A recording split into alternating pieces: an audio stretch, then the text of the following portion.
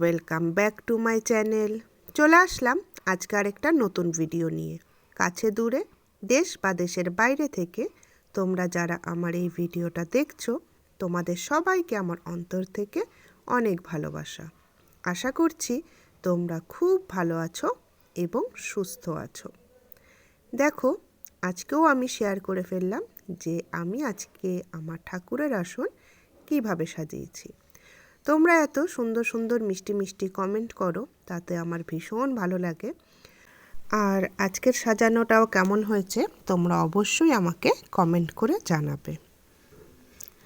শুরু করে দিলাম রান্না বান্না। আজকের ভিডিওটা কিন্তু একদমই ছোট্ট, তোমাদের সাথে শেয়ার করেছি। আশা করি আজকের ভিডিওটা তোমাদের খুবই ভালো লাগবে। তো এই যে রান্না বান্না করছি, আর আজকে হচ্ছে আমাদের বাড়িতে কিছুজন খাবে, তো মানে লাঞ্চ করতে আসবেন আর কি। তো তার মধ্যে একজন হচ্ছে ওই পাপার মতনই আর কি, মাছ মাংস ডিম খান না, কিন্তু পেঁয়াজ রসুন খান। আর দুজন আসবেন, তারা সবই খায়। তো তার জন্য রান্নাটা একটু ভাগ ভাগ করে করতে হয়েছিল, তাই একটু লেটও হয়ে গেছিলো। আর কি কি রান্না করেছি না করেছি সবই তোমাদের সাথে আস্তে আস্তে শেয়ার করব। তো তোমরা তো দেখেই নিলে যে আমি পনির ভেজে নিয়েছিলাম, আর একটু ওই নবরত্ন টাইপের বানাবো। তো এখানে দিয়ে দিয়েছিলাম হচ্ছে আদা, জিরার গুঁড়া যেরকম থাকে আর কি, তবে হলুদ দিইনি, কাশ্মীরি লঙ্কার গুঁড়ো, লবণ এসব দিয়েছি। দিয়ে ভালো করে মশলাটা কষিয়ে নিচ্ছি। ও হ্যাঁ, আর ফোড়নে তো জিরা দিয়েছিলাম। তো দেখো কালারটা কি সুন্দর, তেলটা আর কি ভেসে উঠেছে ওপরে। যখন মশলাটা হয়ে গেছে, এর মধ্যে দিয়ে দিচ্ছি এখানে আমি টক দই, ফ্যাটানো টক দই দিয়ে দিলাম। তবে টক দইটা আমি অল্প করেই দিচ্ছি, খুব একটা দিচ্ছি না। তার কারণ হচ্ছে আমাদের বাড়িতে কেউ একদমই টক খায় না। তো যেহেতু এখানে আমি টক দই দিয়েছি, তো তার জন্য কিন্তু আমি টমেটোও দিইনি, যেহেতু পাপা আয়ুষ এরা একদমই টক খায় না। তো তারপর এখানে দেখো কাজু বাদাম, মগজ বাটা, পোস্ত পেস্ট করে নিয়েছি, সেটাও এর মধ্যে দিয়ে দিলাম।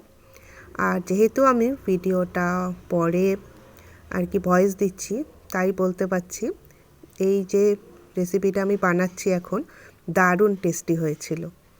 তো এই দেখো মোটামুটি একটু ভাজা ভাজা করে নেব আর কি, কষিয়ে নেব।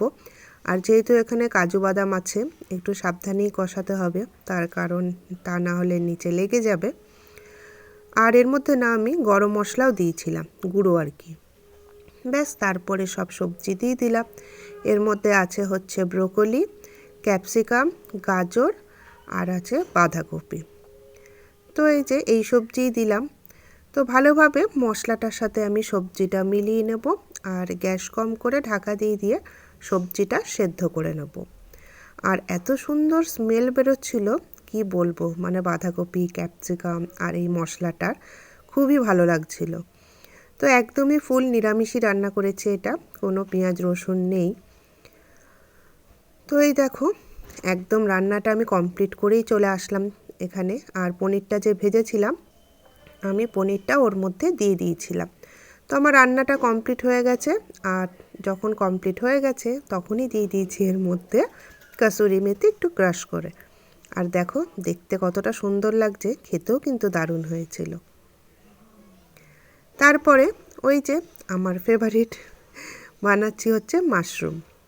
তো তোমাদেরকে তো বললামই যে মাছ মাংস ডিম খান না দুজন, পাপা আর যেই কাকু আসবেন। তো তার জন্য মাংস হচ্ছে না তো কি হচ্ছে, মাংস সাবস্টিটিউট আমরা বানাচ্ছি হচ্ছে মাশরুম। তো একদমই পেঁয়াজ রসুন দিয়েই বানিয়েছি মাশরুমটা। আর এই দেখো কালারটা দারুণ হয়েছিল খেতে এটাও। আর গন্ধটা সত্যি এমন ছাড়ছিল, আইস তো ভেবেছে চিকেন হচ্ছে, ও তাড়াতাড়ি দেখতে এসছে তার জন্য। আর এই যে আমাদের তো প্রত্যেক দিনেরই পোস্ত। তো আজকে না পোস্তটা আমি মানে পেঁয়াজ দিয়ে করেছি আর একটু ভাজা ভাজা করেছি, এটা খেতেও খুব ভালো লাগে। আর আমরা হচ্ছে পোস্ততে না হলুদ দিই না, অনেকেই দেয়, আমরা পোস্ততে হলুদ দিই না। তো এই দেখো আমার পোস্ত বানানো কমপ্লিট হয়ে গেছে। আর পোস্ত যেমনই হোক না কেন আমার তো তেমনই ভালো লাগে। তারপরে চলে এসেছে মেন জিনিস, সেটা হচ্ছে চিকেন। আজকে দেখো চিকেন কষার কালারটা দেখতে পাচ্ছ, দারুণ। আর ভাইরা যে খেয়েছে, যারা আর কি আমাদের বাড়িতে খেতে আসার কথা ছিল, তারা তো পুরো চিকেন খেয়ে ফিদা হয়ে গেছিলো। না, আমি নিজে বানাচ্ছি বলে বলছি না, সত্যিই টেস্ট হয়েছিল। আসলে হয় না কখনো কখনো দেখবে কোন রান্নার টেস্ট হয়ে যায় আমরা বুঝতেও পারি না, তেমনই আর কি। তো চিকেনের পরেই দেখো এখানে হচ্ছে এখনকার যেরকম ডাল, টমেটো ধনেপাতা দিয়ে মুসুরির ডাল বানিয়ে নিয়েছি। এই যে, তো আজকের ভিডিওটা কেমন লাগলো অবশ্যই কিন্তু কমেন্ট করে জানাবে। আর আমি একদমই ছোট ভিডিও আজকে দিয়েছি, আশা করি ভিডিওটা তোমাদের খুবই ভালো লাগে। আর এই যে শীতের দিনে টমেটো ধনেপাতা দিয়ে মুসুরির ডাল খেতে কাদের ভালো লাগে অবশ্যই কিন্তু আমাকে কমেন্ট করে জানাবে। আর ডালের পাতে তো একটা পকোড়া থাকতেই হবে। তো আছে হচ্ছে বাঁধাকপি আর মটর ডাল দিয়ে এই পকোড়াটা বানিয়েছিলাম, এটাও কিন্তু দারুণ টেস্টি হয়েছিল খেতে। তো আজকে রান্না বান্না তোমাদের সাথে শেয়ার করলাম, কেমন লাগলো অবশ্যই বলো। আজ তাহলে এইটুকুই।